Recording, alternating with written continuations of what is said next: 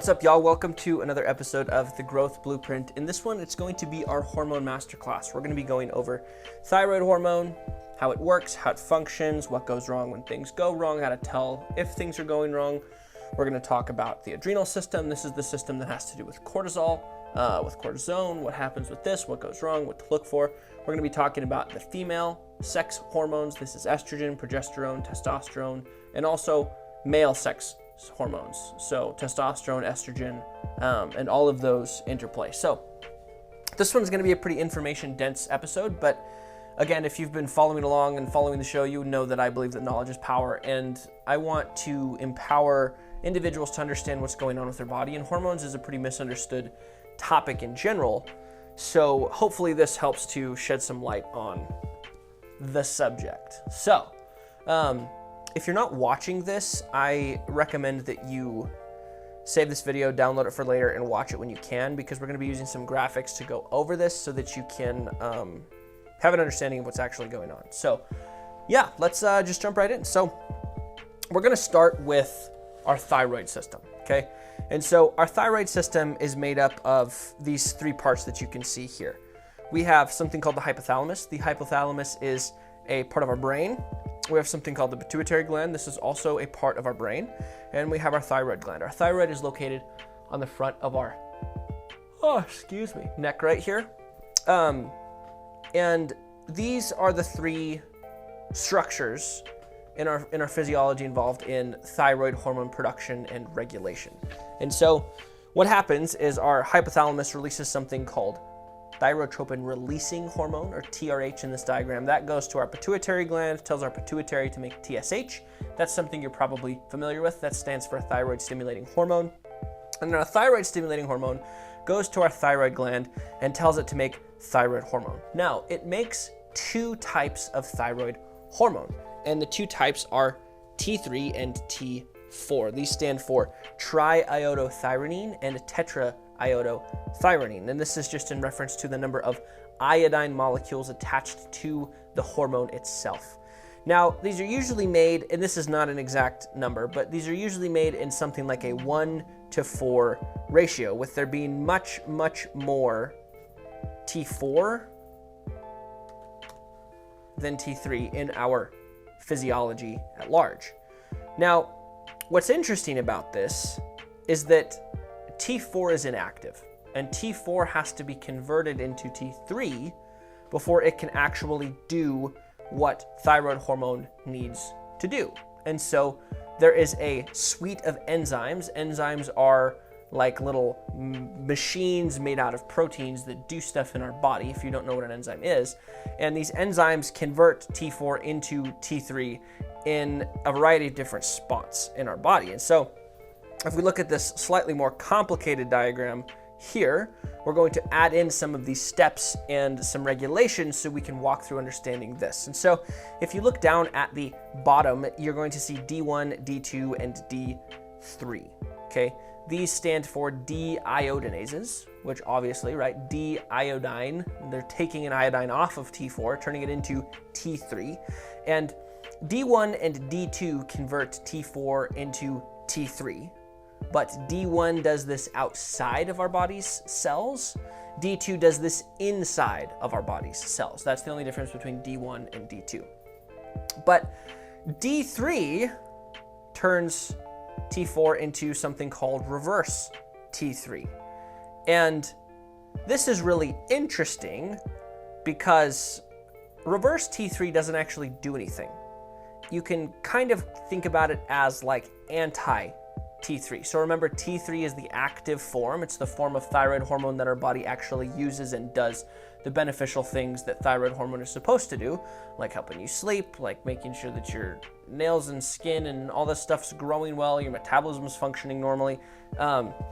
But reverse T3 binds to the same receptor as regular T3, as normal T3, but it causes a non-response. And so basically it is something that's going to decrease the effectiveness of T3 by kind of getting in the way and causing a problem. You could if you thought about it like a sporting event, it's like the opposing team. They're trying to prevent the objective from occurring. Now, this isn't necessarily a bad thing, but unfortunately in the modern day, in today's day and age, typically when we see elevated levels of reverse T3, it's due to a problem. Usually it's a sign of inflammation, of illness, or some kind of problem going on with your physiology. But it's probably in our physiology to help us deal with periods of time when we weren't able to consume a lot of food. And so a frame of reference that I've used a lot on this show, and that works pretty well, and it's pretty sound to kind of think about things, but it's, you know, if you think about when we were like hunter-gatherers, right, and we had to, you know, we ate what we could hunt and catch and trap and kill, right? We might have periods of time where we're like not eating very many calories. You know, you might go 1 or 2, maybe 3 days, maybe even longer than that, between like a large high-calorie meal. If you are hunting and killing animals, you know, you're not always able to hunt and kill animals every single day for breakfast, lunch, and dinner, right? And so what this might have been useful for in our older physiology is the prevalence of reverse T3. As reverse T3 rises due to not consuming a lot of nutrients, not consuming a lot of calories, what it's going to do is it's going to cause our metabolism to slow down. And this metabolic slowdown would have been beneficial for us in periods of times when we were basically fasting, right? Or where we weren't able to consume lots of calories throughout every single day. That way we didn't just like run out of gas and die. And if you talk to people who do their blood work when they fast, you will find that if someone does like a week-long fast or long periods of fasting, I'm not talking about intermittent fasting, I'm talking about long periods of fasting, their reverse T3 will go up just after a handful of days of severe calorie restriction. And this is kind of a glance at some of those ancient mechanisms at work in our physiology.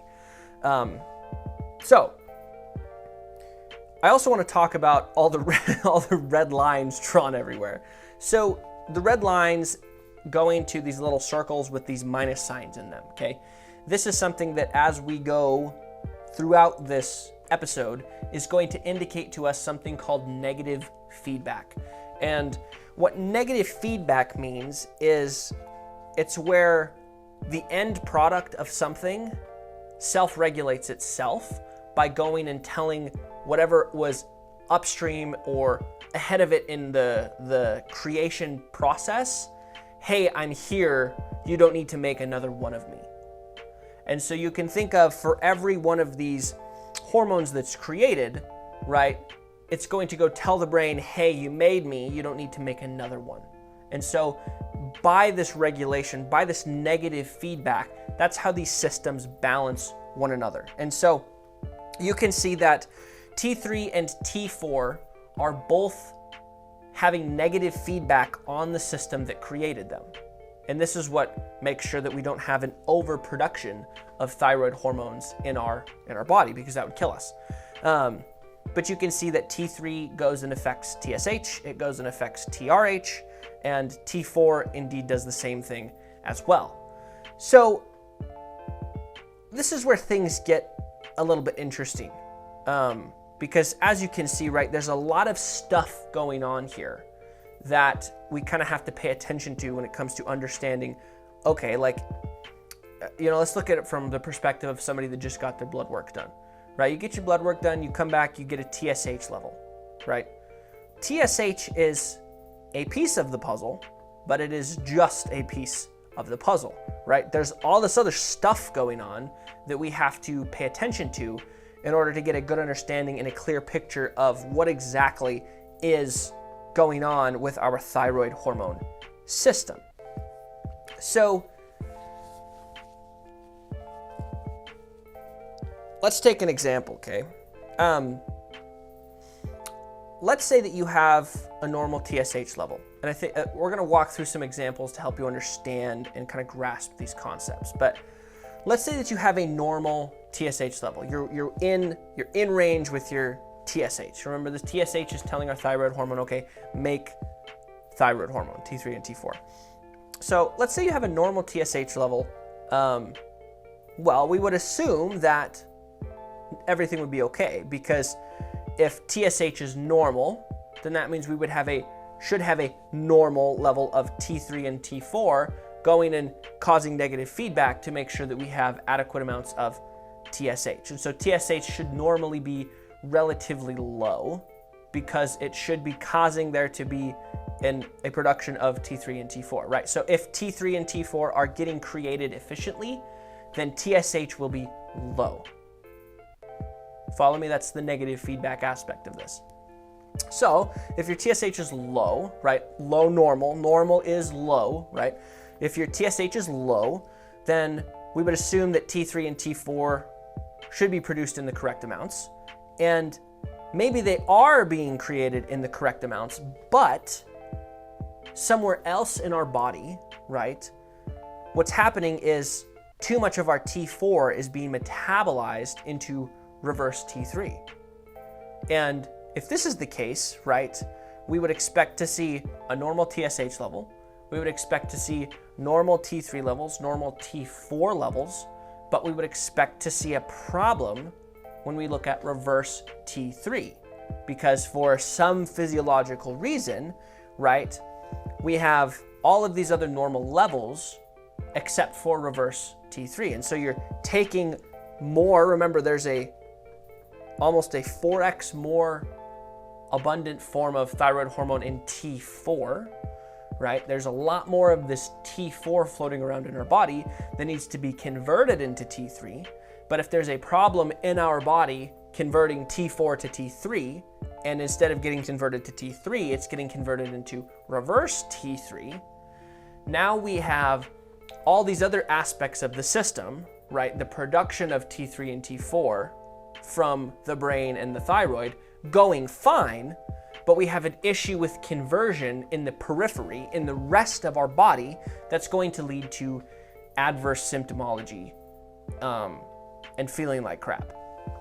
So obviously, right, there's more stuff that you need to look into in regards to looking at thyroid levels. And so if you think that you have a thyroid problem, right, you need to do a little bit more of an in-depth look into what's actually going on. And so some of the things that can cause problems or signs of hypothyroidism, which is far more common than hyperthyroidism, which is an overproduction, an underproduction, or an issue with the activity of thyroid hormone, hypothyroidism.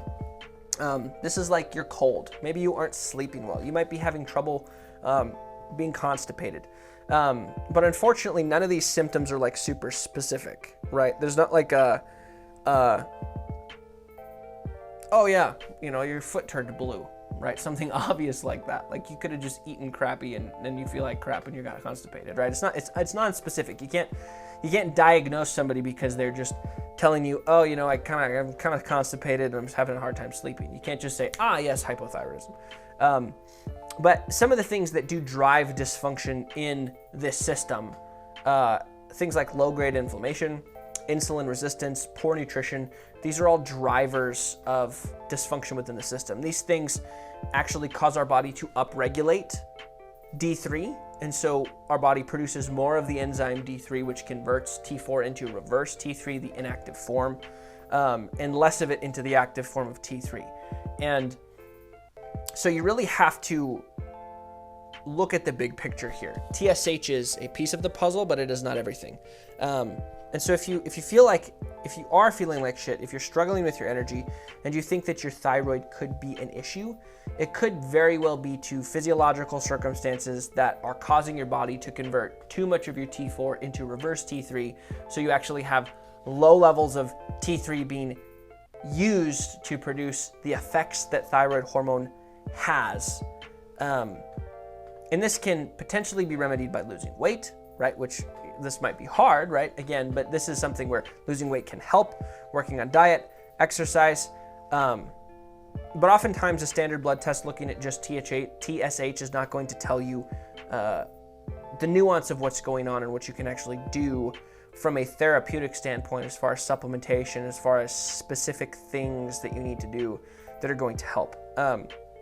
So if you are interested in getting that full picture, the panel that I run with my clients, we look at TSH, we look at free T3, free T4, and we look at reverse T3. That way we can see, okay, from this entire picture, right from where it all begins in the production to the periphery to where it's getting to the tissue and actually doing what it needs to do. Are there any issues that we can see coming up? And if there are, what can we do about those things? So, moving on. This one is really fun. I love this one. This is one of my favorites. I think you guys will really enjoy this one too. So, in this one, we're going to be talking about the adrenal system. So, the adrenal system is the system that produces cortisol. And so we have two adrenal glands. Our adrenal glands sit on top of either one of our kidneys, and they're a small little lumpy gland. And they make cortisol. They make cortisol. And cortisol is this hormone that so many of us have heard so much about. And that's why I'm really excited about this section, because as if any of you follow me on social media or have listened to any of this stuff, I like to hoot and holler about cortisol, because there's a lot of people that are just like flat out completely incorrect in regards to cortisol, what it does, what you should be doing, what you shouldn't be doing, so on and so forth. But the first thing that I want to talk about is that if you go get a blood test and you get a number back and you see a cortisol level taken, this is a completely useless number. And it's useless because what we're actually looking at when you see that number is total cortisol.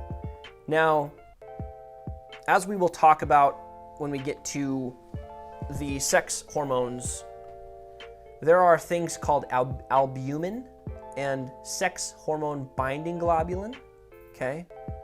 Or steroid hormone binding globulin, okay? These are things that soak up certain hormones when they're floating around in our bloodstream. And most of cortisol exists in our body bound to one of these things called a carrier protein. Now, when it's bound to a carrier protein, it's not actually going to do anything. So it's not actually going to exert any kind of physiological impact on our body if it's bound to a carrier protein. So it's an inactive form of the hormone. But if you look at a blood test for cortisol, you're going to see a total cortisol level, not a level that's representative of how much cortisol is actually active and working in the body. So you can't get anything useful from a blood cortisol level. So what I do with my clients is we either look at cortisol from a saliva test or we look at cortisol from a urine test.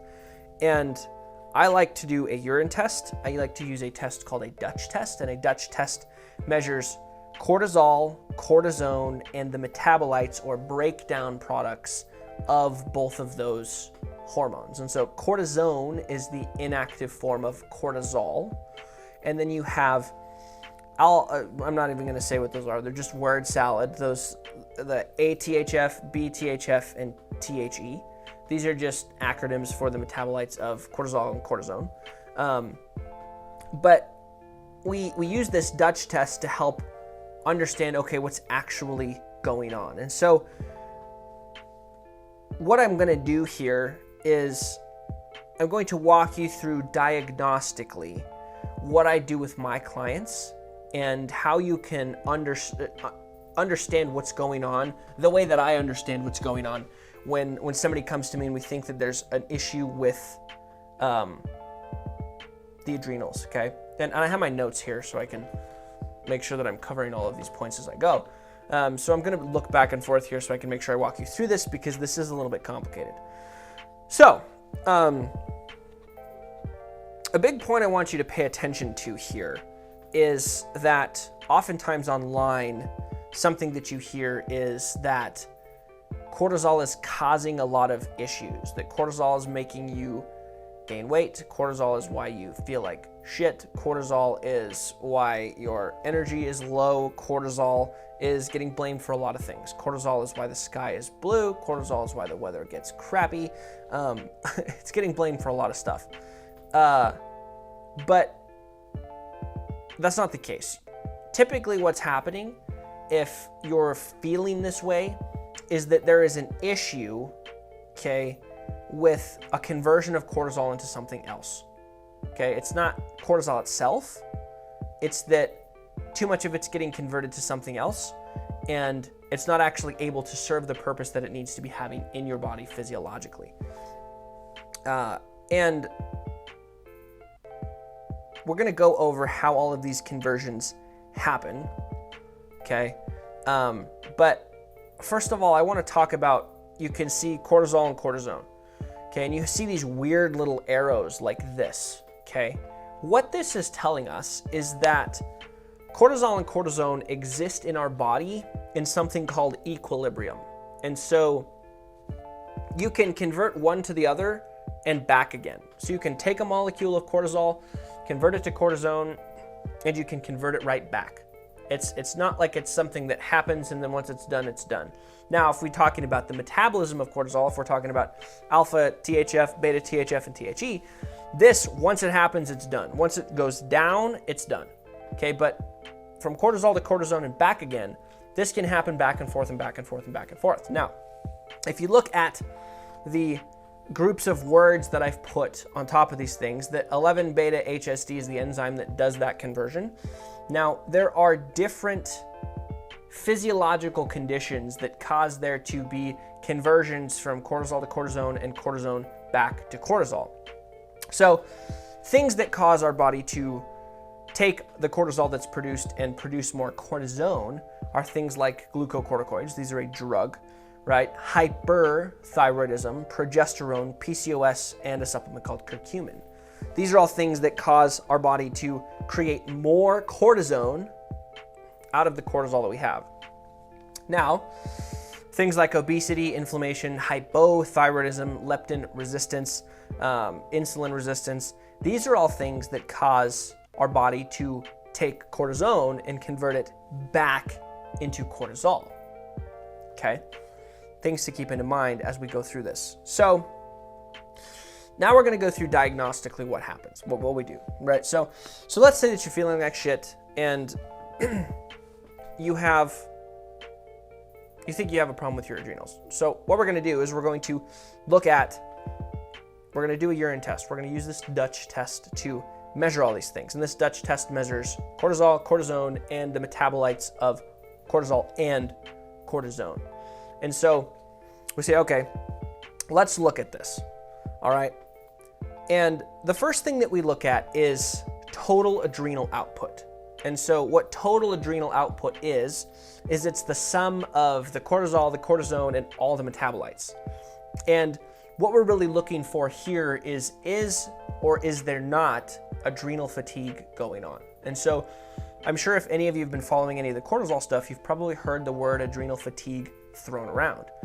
And adrenal fatigue talks about, okay, are my adrenal glands just not able to produce enough of these things for me to be healthy and feel good?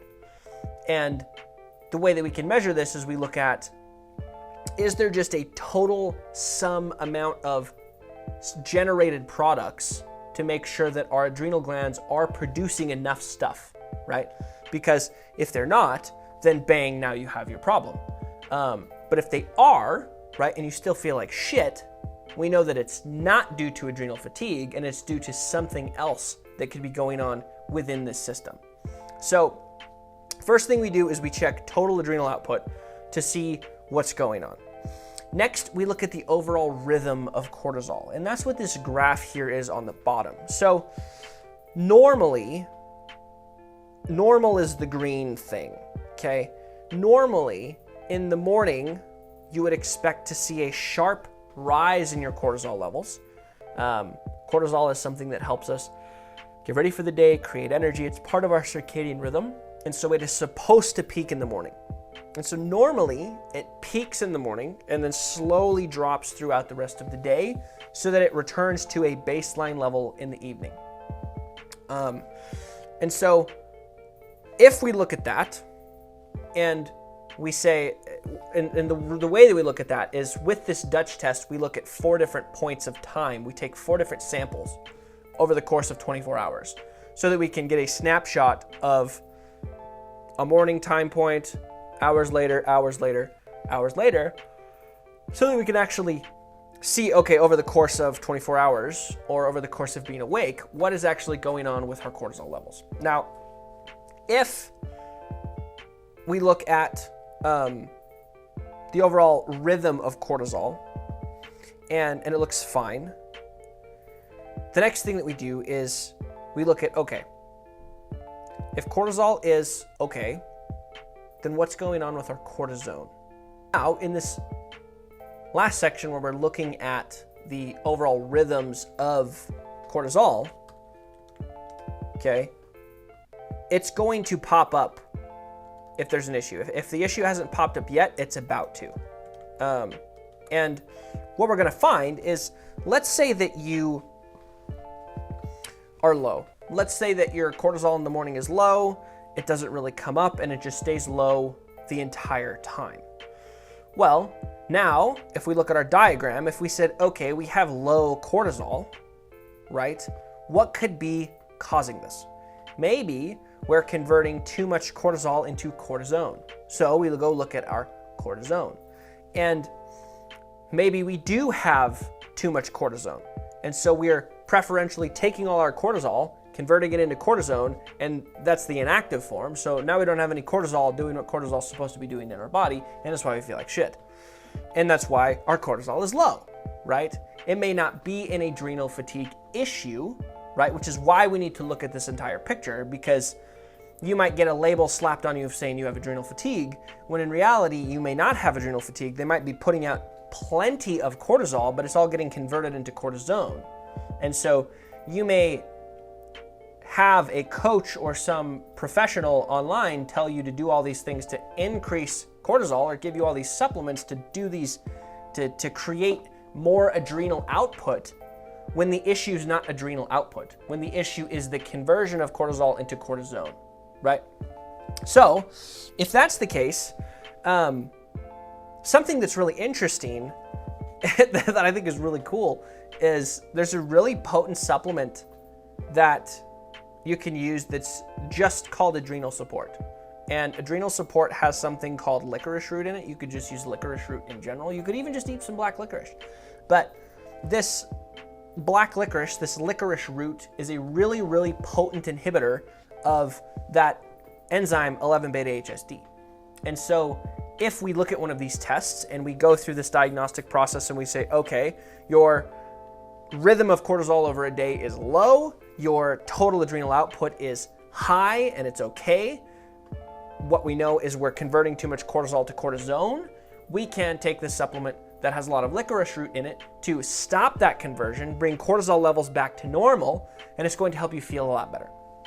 Okay, so in the next scenario, let's say that your cortisol is just through the roof all day. Like it just jumps up and then it stays high. And it stays high all day, even into the evening. And you're having a hard time sleeping. Well, a supplement that I use with my clients, if this is the case, is we use something called phosphatidylserine. Sorry, I said that weird. Phosphatidylserine. And so phosphatidylserine is just a really, really potent inhibitor of cortisol production. And so again, right, if we go through this diagnostic process and we say, okay, if our adrenal output is fine, right, we're making enough of the stuff, right, but now we have too much cortisol, right? What am I supposed to do now? Well, we can try and convert more of it into cortisone by using a supplement called curcumin. Curcumin can work as well. And you can also just use phosphatidylserine in the evenings, anywhere from like 400 to 600 milligrams of the stuff, to knock cortisol production off in the evenings so that you can actually get to sleep and get your body turned off. That can be a huge, huge help, because oftentimes if your cortisol is high in the evenings, you're kind of feeling wound up. You're going to have a hard time sleeping. You're going to have a hard time unplugging. You're probably, addicted to your phone in the evenings because it makes you feel good. Like it's just, you have this stress response going on in your body, causing you to do things and stay kind of engaged in the world and not able to unplug and pass out. So take home with this is that it's impossible to know what's going on from a cortisol blood test, and that you need to be able to see the metabolites and the balances between cortisol and cortisone so you can actually understand what's going on in your body. Now, it's not all that complicated to figure out once you have the data, but if you do not have the data, then you don't know what you're doing, and you don't know what you're treating, and you don't know which direction you need to be taking in order to improve the outcomes of your cortisol, right? And again, I really want to drive the point home that rarely is the issue that you are experiencing adrenal fatigue and overly high cortisol, okay? But the only way to know for sure is to have one of these tests ran and have someone walk you through what it all means so that you can understand the changes that you actually have to make to be successful in losing the weight that you want to lose, feeling the way that you want to feel, having the energy levels that you want to have. So, moving on. Now we're going to talk about the female reproductive system. So, this already looks super different from all the other stuff, right? And that's because the female reproductive the female reproductive system is really cool. It's really cool and it's really complex. And so I'm not able to draw all of the stuff in there that's going on, but what we have drawn here, and you have probably seen this. If you're a female, you've probably seen this at some point in time. But what this is 28 days of a female's menstrual cycle, okay? And we're just gonna use 28 days because it makes it easier for the math, and it made it way easier for me to make this graph. There is some individual variability with that. I'm sure if you're a woman, you know that, or you know somebody that doesn't have a 28-day cycle. But for the sake of simplicity, we're gonna go off of a 28-day cycle. And so I'm gonna walk you through this and walk you through understanding what your hormones mean, why we measure them on the specific days that we do, and things to look for, and things to understand when you're actually like looking at your own hormone results as well. So, there's two phases. There's the follicular phase and the luteal phase. The follicular phase is the first 14 days. The luteal phase is the second 14 days. And in the follicular phase, it is mostly driven by a hormone called follicle stimulating hormone, shown in green here, and estrogen, okay? And you'll see from day 0 to day 7, this little orange box, that is menstruation. That is when you are having your period. And it's technically defined as like the first day of any kind of spotting. And so as soon as there is any little bit of blood, that's day 0 or day 1. That's the start of the whole thing. And so when you're actually like wanting to look at hormones, what I like to do is I like to look at my clients' hormones on day 3, 4, 5, right? When things should be pretty low, right? Obviously, after day 7, everything just goes poof, right? And the female body is doing a ton of insanely incredible things, right? But like, there's a lot of stuff happening after day 7. And so what I like to do is get a look at hormones on day 3, 4, 5 to see if there are rising levels of FSH.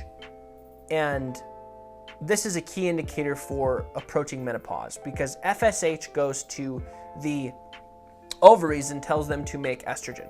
And so when you are getting close to menopause, when you are in menopause, what happens is your ovaries stop being able to produce estrogen.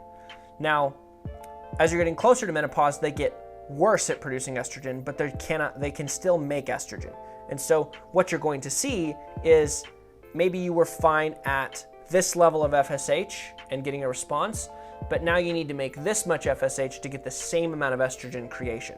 And so you're going to see that in days 3, 4, 5. You're going to see elevated levels of FSH and normal levels of estrogen, right? If you're not approaching menopause, you're going to see normal FSH, you're going to see normal estrogen. If you're approaching menopause, you're going to see elevated FSH and normal estrogen. And if you're in menopause, you're going to see really, really high FSH and 0 estrogen, okay? And so we need to look at this on days 3, 4, and 5 so we can get an idea of like, okay, what's actually going on? Like, where is your body physiologically in this whole like phase of life kind of stuff, right? So, as you move through your cycle, right after day 7, what you see is you see this large peak in estrogen. You see a peak in estrogen. You see a second peak in FSH, and you see this final peak of LH in yellow.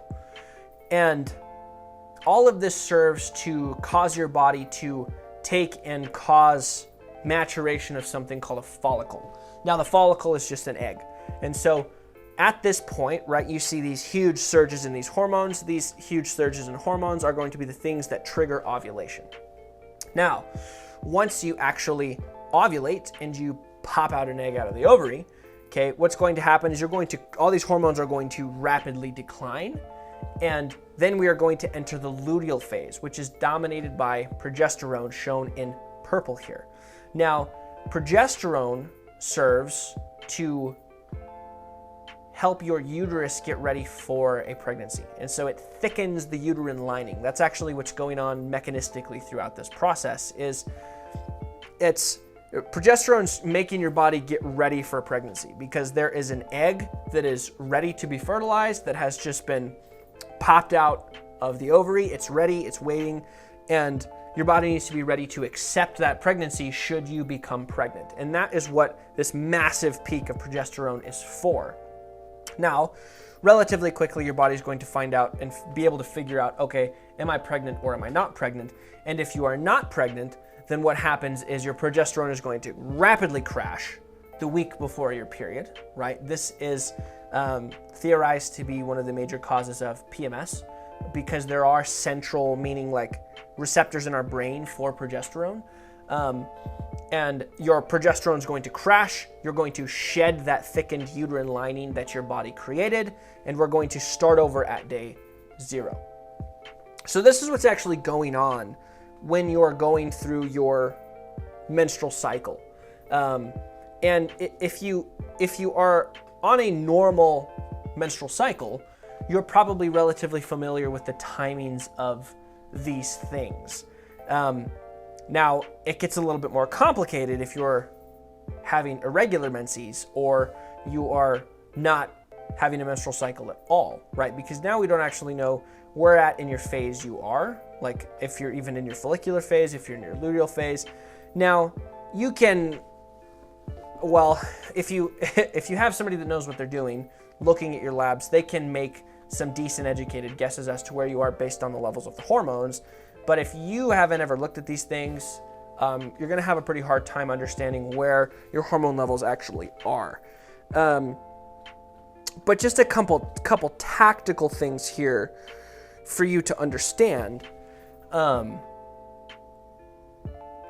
biggest of which being like timing of when you get your hormones checked is really important, because you don't actually get any useful data as far as, are you approaching menopause, perimenopause?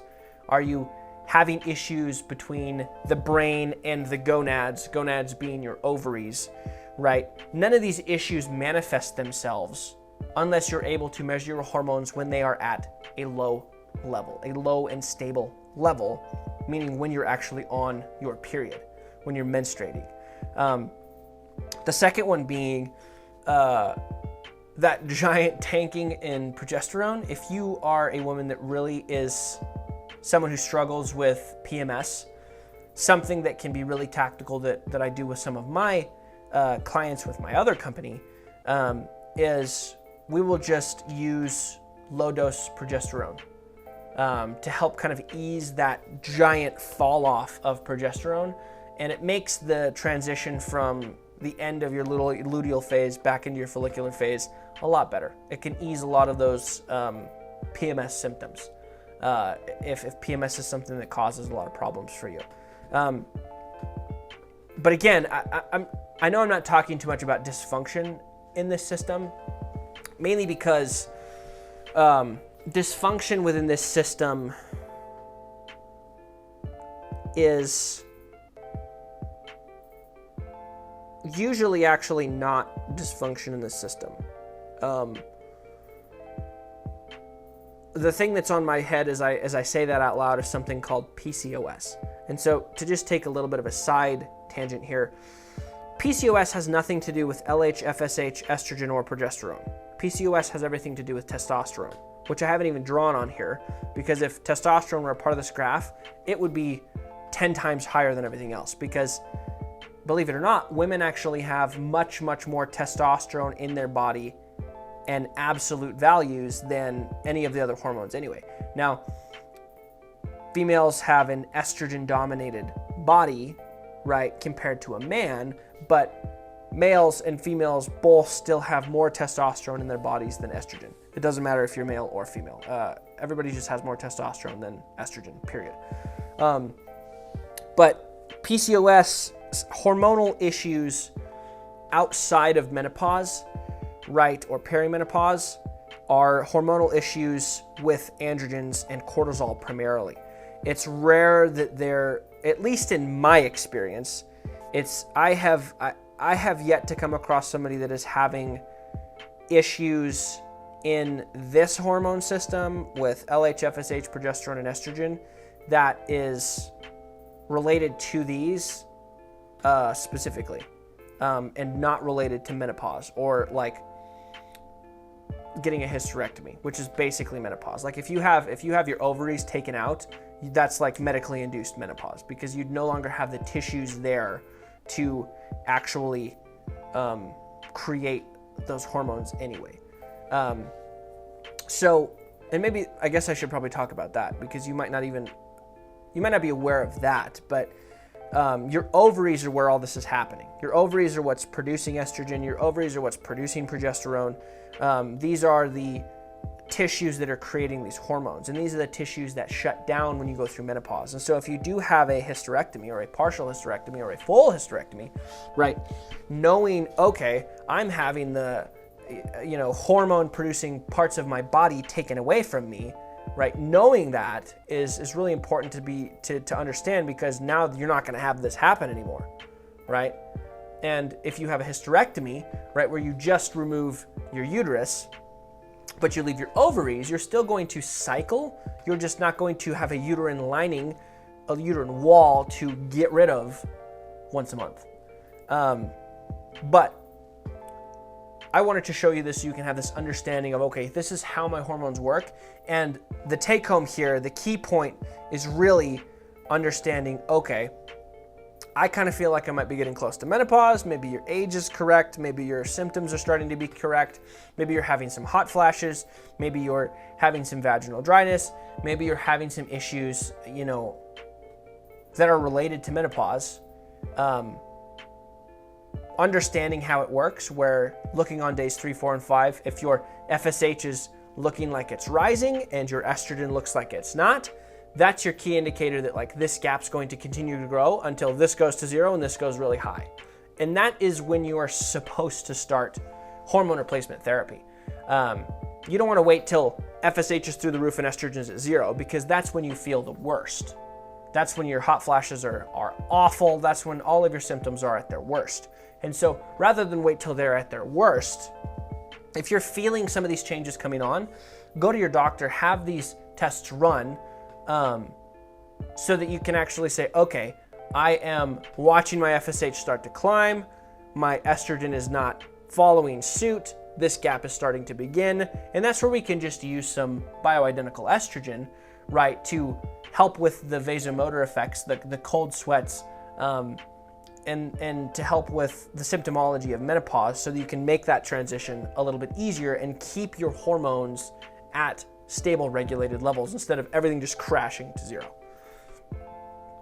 So, moving on to the last one is the male reproductive system.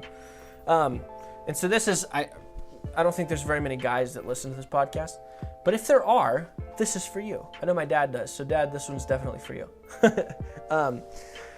So, the male reproductive system, we're just going to kind of cruise through this one. But now at this point, you've heard a lot of these terms. And so, again, this works exactly the same as the female reproductive system. I just didn't draw these in the female version because we had to look at these cycles and these changes, because guys don't go through these cycles and these changes. But in males and females, the pituitary gland releases LH and FSH, and LH and FSH go to the gonads, in males the testes, in females the ovaries, and tell them to make hormones. In men, it makes testosterone, and once testosterone is created, there are two things that siphon testosterone away, and one of these is an enzyme that converts testosterone into estrogen. The other is an enzyme that converts testosterone into something called dihydrotestosterone, or DHT. Now, once you have testosterone and estrogen, these things are going to negatively feedback on this system to ensure that things are doing what they're supposed to be doing. And just like in the female reproductive system as well, you're going to have all of these feedback systems going on in conjunction too. This is why I did not draw this, because there would be a different diagram like this for every period of a 28-day cycle where different things are occurring, right? And so it's a little bit easier to understand this ebb and flow on a graph like we showed, and a little bit easier to understand, okay, this is how these feedback cycles are working in males and females, right? Looking at this diagram. I just don't want people to get butthurt that I didn't draw this for women. But if I did, we'd be here for another hour. And nobody wants to listen to me for that long.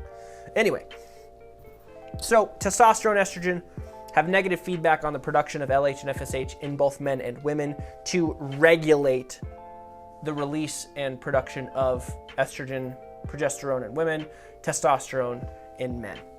Now, when it comes to hormone therapy for guys, we primarily look at LH, FSH, testosterone, and free testosterone.